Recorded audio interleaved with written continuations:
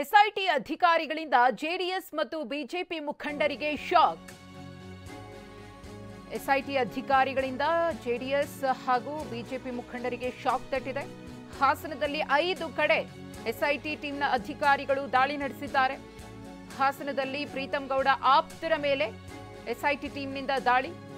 ಶರತ್ ಒಡೆತನದ ಬಾರ್, ಕಿರಣ್ ಒಡೆತನದ hotel, bar ಹಾಗೂ ಹೋಟೆಲ್ನಲ್ಲಿ ಎಸ್ಐಟಿ ಅಧಿಕಾರಿಗಳು ಪರಿಶೀಲನೆಯನ್ನ ಮಾಡಿದ್ದಾರೆ. ಇನ್ನು ವಕೀಲ ದೇವರಾಜೇಗೌಡ ನಿವಾಸದ ಮೇಲೂ ಕೂಡ ಎಸ್ಐಟಿಯಿಂದ ರೇಡ್ ಆಗಿದೆ.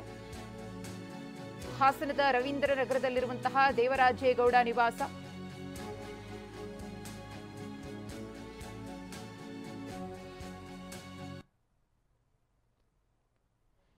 ಎಸ್ಐಟಿ ಅಧಿಕಾರಿಗಳಿಂದ ಏಕಕಾಲಕ್ಕೆ ನಡೆದಿರುವಂತಹ ರೇಡ್, 5 ಕಡೆ ರೇಡ್ ಅನ್ನು ಮಾಡಿದ್ದಾರೆ. ಹಾಸನದಲ್ಲಿ ಆಗಿರುವಂತಹ ರೇಡ್ ಇದು. ಎಸ್ಐಟಿ ಟೀಮ್ನ ಅಧಿಕಾರಿಗಳು ಮಾಡಿರುವಂತಹ ರೇಡ್. ಹಾಸನದಲ್ಲಿ ಪ್ರೀತಂ ಗೌಡ ಆಪ್ತ ಎಸ್ಐಟಿ ಅಧಿಕಾರಿಗಳಿಂದ ಶೋಧ ಕಾರ್ಯಕ್ಕೆ ಒಳಪಟ್ಟಿದ್ದಾನೆ.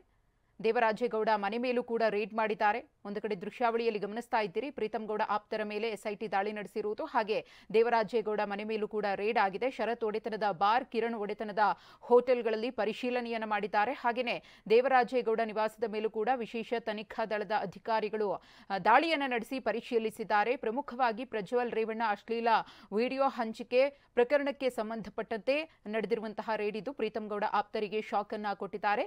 ಮತ್ತೊಂದು ಕಡೆ ದೇವರಾಜೇಗೌಡ ಈಗಾಗಲೇ ನ್ಯಾಯಾಂಗ ಬಂಧನದಲ್ಲಿದ್ದಾರೆ. ಅವರ ನಿವಾಸದ ಮೇಲೂ ಕೂಡ ದಾಳಿಯನ್ನ ನಡೆಸಿ ಪರಿಶೀಲನೆಯನ್ನ ಮಾಡಿದ್ದಾರೆ.